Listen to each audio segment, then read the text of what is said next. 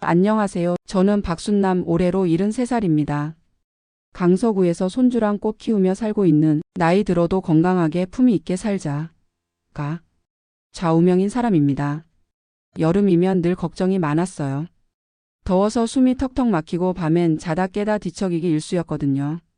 근데요, 이번 여름은 좀 다릅니다.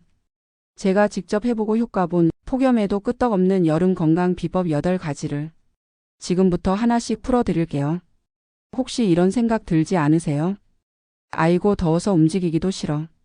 밤마다 자꾸 깨서 피곤해 죽겠어. 맞아요. 우리 나이엔 더위도 그냥 넘기면 안 됩니다. 이제는 똑똑하게 건강하게 여름을 나는 법을 배워야 할 때예요. 오늘 영상에선 물 많이 마셔라 같은 뻔한 얘기 안 합니다. 제가 실제로 실천해본 재미있고 효과 확실한 방법들만 쏙쏙 골라왔어요. 시작하기 전에 한 가지만 부탁드릴게요. 이 영상이 도움이 된다면 구독, 좋아요, 알림 설정 한번 눌러주세요.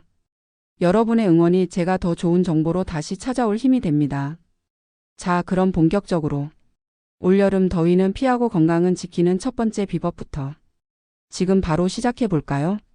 첫 번째 비법, 딸기류 과일을 많이 먹어라. 제가 여름이면 꼭 챙겨 먹는 게 하나 있어요. 바로 딸기, 블루베리, 블랙베리 같은 베리류 과일이에요. 처음엔 손녀 따라 먹다가 지금은 제가 더 열성입니다. 이 작은 과일들이요, 생긴 건 앙증맞은데 효과는 기가 막혀요. 피부에 좋다는 건 기본이고 더 놀라운 건 노화 방지에 효과가 있다는 거예요. 그 얘기 듣고선 제가 바로 백화점 과일 코너로 직행했죠. 이왕 늙는 거 천천히 늙자 싶어서요. 특히 블루베리랑 블랙베리, 얘네들은 산화방지제가 듬뿍 들어 있어서 피부뿐만 아니라 몸속까지 깨끗하게 청소해준대요. 게다가 섬유소도 풍부해서 장도 부드럽게 움직이게 해주고 콜레스테롤 수치도 내려가고 심지어 암 예방까지 도와준다니. 이쯤 되면 여름 보약이라 불러도 손색 없죠. 무엇보다도요, 입맛 없을 때 딸기 몇 알, 블루베리 한 숟가락이면 입안이 달콤하게 살아나요. 아침마다 우유에 넣어 먹어도 좋고 요거트에 얹어도 참 근사하죠. 여름철 과일값이 좀 오르긴 해도 병원비보단 싸잖아요. 한번 드셔보세요. 며칠 지나면 거울 속 내 얼굴이 환해지는 게 느껴질 거예요. 어머, 피부가 왜 이렇게 맑아졌지? 이 말 저 진짜 들었어요. 자랑 좀 할게요. 히읗히읗. 다음 이야기는 몸도 마음도 건강하게 만드는 두 번째 비법, 손에 흙을 묻혀라 이야기로 이어가 볼게요. 두 번째 비법, 손에 흙을 묻혀라. 여러분, 요즘 왜 이렇게 자꾸 짜증이 나지? 괜히 마음이 허하고 기운이 빠져. 이런 느낌 받으신 적 있으시죠? 저도 그랬어요. 특히 여름엔 덥고 습하고 땀나고 이러니 가만히 있어도 짜증이 스멀스멀 올라오더라고요. 그런데요, 어느 날 아파트 앞 화단에 핀 꽃을 멍하니 보고 있다가 문득 이런 생각이 들었어요. 나도 뭔가 좀 키워볼까? 그때부터입니다. 작은 화분 하나, 흙 한 줌이 제 마음을 이렇게 편하게 해줄 줄은 정말 몰랐어요. 흙을 만지잖아요. 그 순간 이상하게 심호흡이 저절로 나와요. 후. 마치 내 마음속 응어리까지 흙이 쫙 빨아들이는 느낌이랄까요? 과학적으로도 그렇대요. 흙 속에 있는 어떤 성분이 스트레스 호르몬을 줄이고 기분을 안정시켜주는 세로토닌을 늘려준대요. 어쩐지 꽃 이름도 모르고 물만 주는데 괜히 제가 더 환해지는 느낌이 들더라고요. 게다가 흙을 만지면 손가락도 부지런히 움직이게 되니까 치매 예방에도 도움된다고 하더라고요. 이 얼마나 실속 있는 여름 취미입니까? 큰 정원 없어도 괜찮아요. 베란다에 화분 하나만 두고 흙에 손가락 한번 쑥 넣어보세요. 마음이 풀리는 그 느낌 한번 맛보면 매일 하게 될걸요? 자, 그럼 다음은 입속 건강부터 전신 건강까지 책임지는 세 번째 비법, 치실로 매일 이를 닦아라. 이야기로 넘어가 볼까요? 세 번째 비법, 치실로 매일 이를 닦아라. 아유, 입안이 편해야 하루가 편한 법인데 치실은 귀찮아서 안 해요 하시는 분들 계시죠? 저도 옛날엔 그랬어요. 양치만 잘하면 됐지 뭘 또 실로 쑤셔 했거든요. 그런데 어느 날 치과 선생님이 그러시더라고요. 박 여사님, 이 나이엔 양치보다 치실이 더 중요해요. 아니, 그게 무슨 말씀이냐니까. 입속에 남아있는 박테리아들이 단순히 충치나 잇몸병만 만드는 게 아니라 혈관 질환, 심장병, 심지어 당뇨까지 온몸을 돌아다니며 문제를 만든대요. 그 말을 듣고선 제가 그날부터 치실을 내 손에 고정시켰죠. 치실 없으면 외출도 못하겠더라고요. 그만큼 중요해요. 진짜 건강의 첫걸음입니다. 요즘은 편한 치실도 참 많잖아요. 막대형, 고리형, 왁스 처리된 거 안 된 거. 자기 손에 맞는 걸 하나 정해서 매일 잠자기 전에 한 번만 쓱쓱. 생각보다 금방 습관돼요. 그리고 또 이 나이 돼서 입냄새 나면요. 가족도 아무 말 안 하고 피합니다. 에이 설마 하셨죠? 저는 실제로 손녀가 할머니 숨 쉬지 마 했던 경험이 있어요. 그때 진짜 창피했거든요. 그 후로 치실과 구강청결에 얼마나 공을 들이는지 몰라요. 구강청결 품격 있는 시니어의 필수 조건, 이건 진리입니다. 자, 다음은요. 땀 흘리며 활력을 되찾는 네 번째 비법, 실외에서 운동을 하라로 넘어가 볼게요. 딱딱한 운동 얘기 아니고요. 제가 진짜 좋아하는 놀면서 운동하는 법 알려드릴게요. 네 번째 비법, 실외에서 운동을 하라. 여러분, 이 더위에 무슨 운동이야 하실 수 있죠. 하지만 제가 감히 말씀드립니다. 여름이라고 안 움직이면 몸이 먼저 삐끗합니다. 예전에 저도요. 날이 좀 선선해지면 하지 뭐 하다가 그해 여름 내내 골골했어요. 그 뒤로는요. 무조건 밖으로 나갑니다. 물론 한낮엔 위험하니까. 해 뜨기 전 이른 아침이나 해 지고 난 저녁 시간이 딱 좋아요. 그리고 중요한 건 운동이라고 해서 꼭 숨차게 뛰어야 하는 게 아니에요. 저는 요즘 손주랑 아파트 놀이터에서 놀기, 마트까지 걸어가기, 동네 공원 한 바퀴 산책하기. 이런 걸로 하루 5,000보는 채워요. 심지어 며칠 전엔 롤러스케이트 타는 법을 배우겠다고 용기 낸 할아버지도 봤어요. 주변에서 박수치는 사람들 속에 할머니들이 우리 남편도 좀 배웠으면 하시더라고요. 저도 속으로 멋지다 진짜 했어요. 운동은요, 혼자 하면 작심삼일이에요. 가족이랑 같이 하면 웃음도 나고 기억에도 남고 건강은 덤. 가끔은 손주 손잡고 걷기만 해도 내가 아직 괜찮구나 하는 자신감이 생깁니다. 이게 바로 몸을 움직이며 얻는 정신의 활력이에요. 그리고 꼭 말씀드리고 싶은 거 하나. 햇빛 아래 걷다 보면 비타민 D도 자연스럽게 충전됩니다. 요게 또 뼈 건강에도 좋고 우울감도 싹 씻어줘요. 자, 이제 다음은 우리 눈을 지키는 5번째 비법, 눈을 보호하라입니다. 나이 들수록 눈이 보배라는 거 제가 겪어봐서 정말 잘 압니다. 5번째 비법, 눈을 보호하라. 여러분, 우리가 예전처럼 밤새 책을 읽을 수 있던 시절은 지났잖아요. 요즘은 자막도 흐릿하게 보이고 핸드폰 글자도 점점 커지고 이런 변화가 슬슬 오고 있을 겁니다.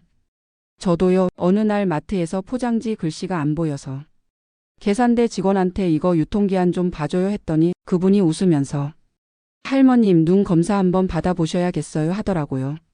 그게 시작이었어요.